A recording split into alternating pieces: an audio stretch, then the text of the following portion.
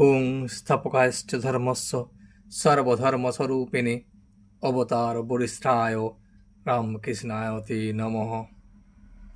ঠাকুর, মা ও স্বামীজির চরণে শতকোটি প্রণাম জানিয়ে আজকের পাঠ শুরু করব। আজ ব্রাহ্ম সমাজের মহোৎসব, সেই জন্য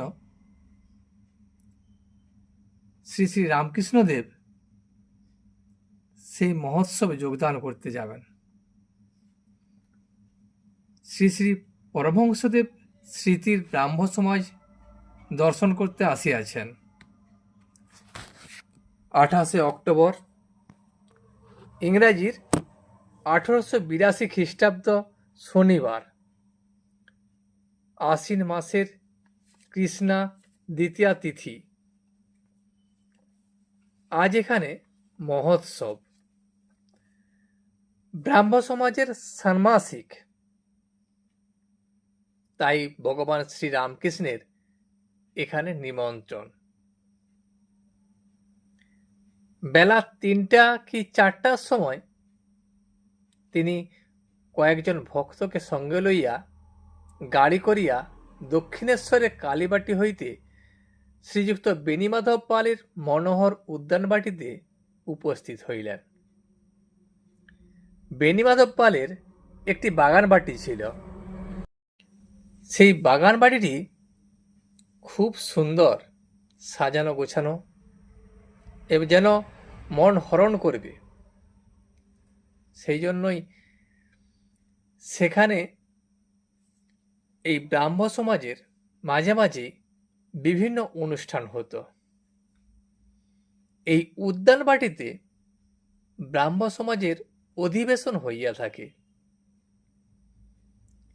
বেণীমাধব পাল সমস্ত লোককে এখানে নিমন্ত্রণ করেন এই ব্রাহ্ম সমাজের অনুষ্ঠান উপলক্ষে। ব্রাহ্ম সমাজকে তিনি বড় ভালোবাসেন।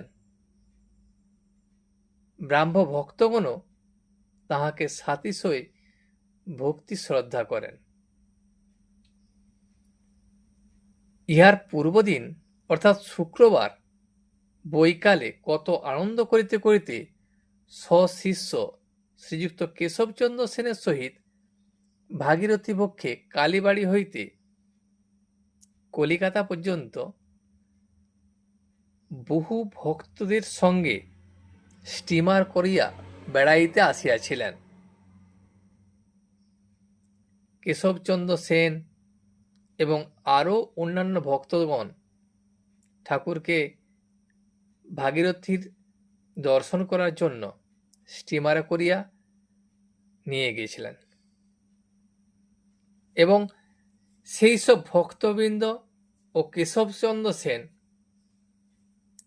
আজ এই বেণীমাধব বাবুর বাড়িতে উপস্থিত হবেন। সিঁথি পাইকপাড়ার নিকট,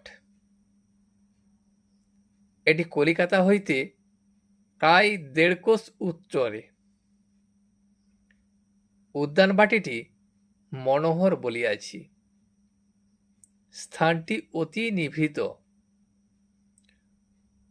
ভগবানের উপাসনার পক্ষে বিশেষ উপযোগী।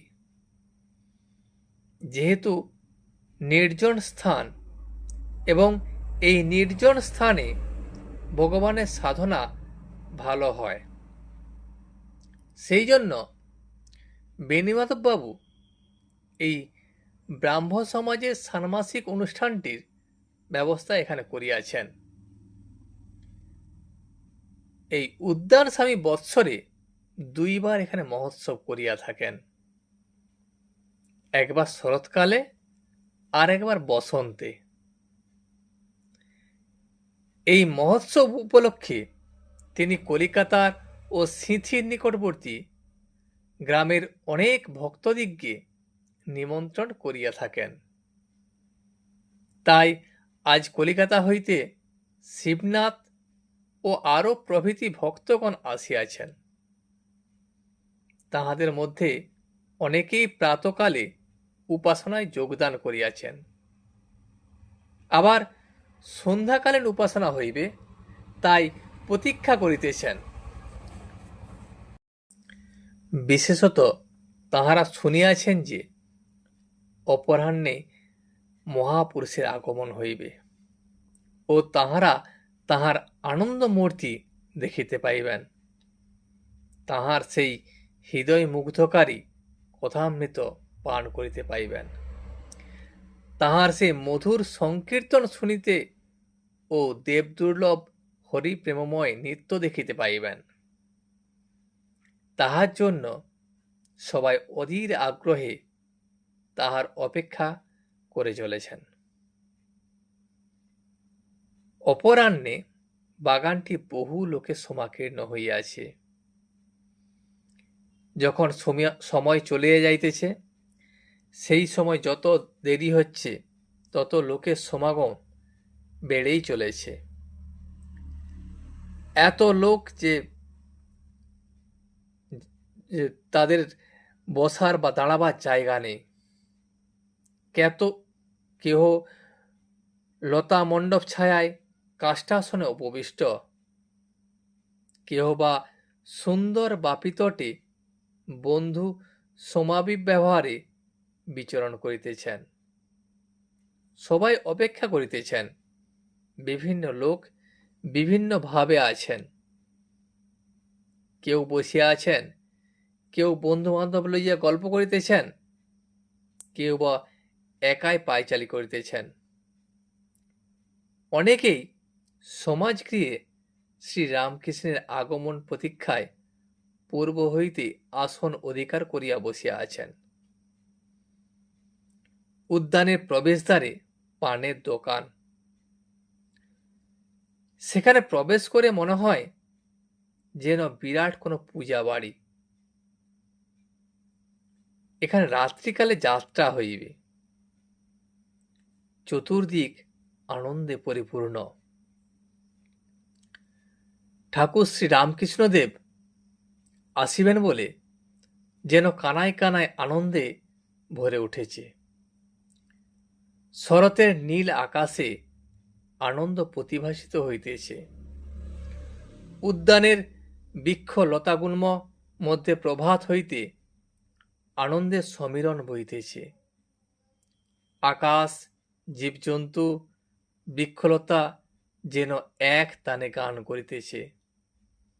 আজি কি হরষ সমীর বহে প্রাণে, ভগবত মঙ্গল কিরণে। সকলেই যেন ভগবত দর্শন পিপাসু। সবাই ভগবানকে দর্শন করতে চায়। সেই জন্য অধীর আগ্রহে সবাই অপেক্ষারত। ঠিক এমন সময় শ্রী শ্রী পরমহংসদেবের গাড়ি সমাজগৃহের সম্মুখে উপস্থিত হইল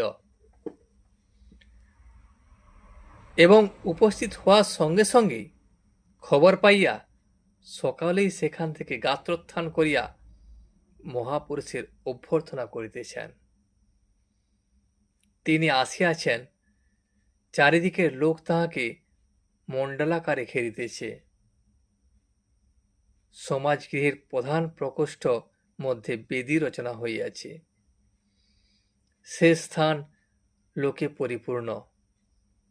সম্মুখে দালান, সেখানে পরমহংসদেব সমাসীন, সেখানেও লোক। চতুর্দিকে লোকে লোকারণ্য।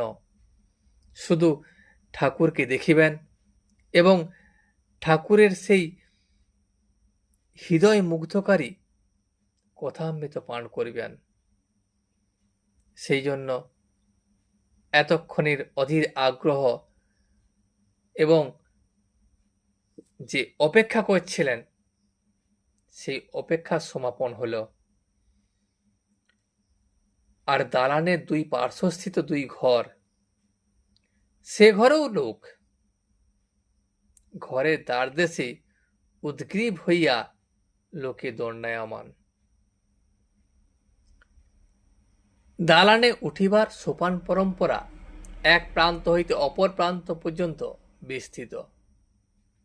এই সোপানও লোকে লোকাকীর্ণ। সোপানের অনতি দূরে 2-3টি বৃক্ষ, পার্শ্বে লতা মণ্ডপ, সেখানে কয়েকখানি কাষ্টাসন। সেখান হইতেও লোকে উদ্গ্রীব ও উৎকর্ণ হইয়া মহাপুরুষের দিকে দৃষ্টিপাত করিতেছে। যাহারা সামনে আসিতে পারিতেছেন না, দূর থেকেই বসে বসে তারা এক দৃষ্টি ঠাকুরকে দেখিতেছেন এবং কান খুলিয়া শুনিতেছেন ঠাকুর কি বলেন। এমন সময় সারি সারি ফল ও পুষ্পের বৃক্ষ মধ্যে পথ, বৃক্ষ সকল সমীরণে ঈষৎ হেলিতেছে, দুলিতেছে, যেন আনন্দ ভরে মস্তক অবনত করিয়া তাহাকে অভ্যর্থনা করিতেছে। ঠাকুর পরমহংসদেব হাসিতে হাসিতে আসন গ্রহণ করিলেন। এত লোক, চারিদিকে ভক্তের সমাগম, ঠাকুরের দেখে তারও মনে এক আনন্দ অনুভূত হইতেছে। তিনি সবাইকে দেখে হাসি মনে এবং মুখে হাসিতে তিনি আসন গ্রহণ করিলেন। এখন সব চক্ষু এককালে তাহার আনন্দ মূর্তির উপর পতিত হইল। এত লোক, তাহাদের সমস্ত চক্ষু যেন একসঙ্গে ঠাকুরের দিকে পতিত হইল। যেমন যতক্ষণ নাট্যশালায় অভিনয় আরম্ভ না হয় ততক্ষণ দর্শকবৃন্দের মধ্যে কেউ হাসিতেছে, কেউ বিষয়কর্মে কথা কইতেছে, কেহ একাকী অথবা বন্ধুর সঙ্গে পাদচারণ করিতেছে, কেহ পান খাইতেছে, কেহ বা তামাক খাইতেছে।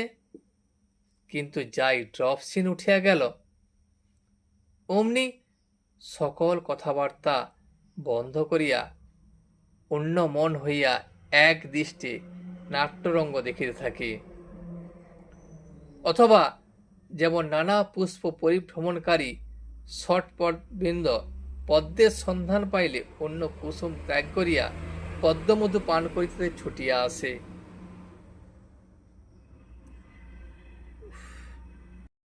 আজ এই পর্যন্তই। ভিডিওটি শেষ পর্যন্ত দেখার জন্য আপনাকে অসংখ্য ধন্যবাদ। ভিডিওটি যদি আপনার ভালো লেগে থাকে তাহলে একটা লাইক, কমেন্ট এবং বন্ধুর সাথে শেয়ার করে দেবেন। সাবস্ক্রাইব করে পাশে থাকা বেল আইকনটি বাজিয়ে দেবেন, যাতে আপনাদের নতুন ভিডিওগুলি সর্বপ্রথম আপনার কাছে পৌঁছে যায়। জয় শ্রী রামকৃষ্ণ, জয় শ্রী রামকৃষ্ণ, জয় শ্রী রামকৃষ্ণ।